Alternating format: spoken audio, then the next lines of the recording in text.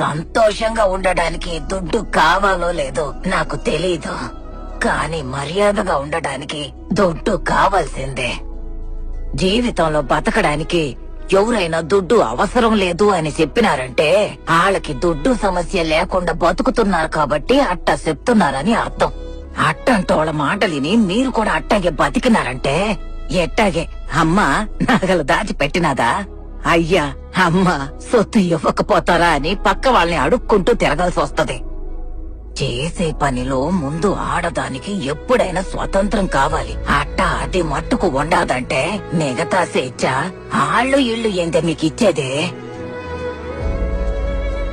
అట్ట మీరు గాని మారినారంటే 60 ఏళ్ల వయసులో నేను అర్థం చేసుకున్న స్వతంత్రం, 30 ఏళ్ల వయసులో నా కూతురుకు దొరికిన స్వతంత్రం, 15 ఏళ్ల వయసులో నా మనవరాలకి దక్కబోయే స్వతంత్రం, ఇక దానికెప్పుడంటే ఒక కూతురు పుట్టినప్పుడు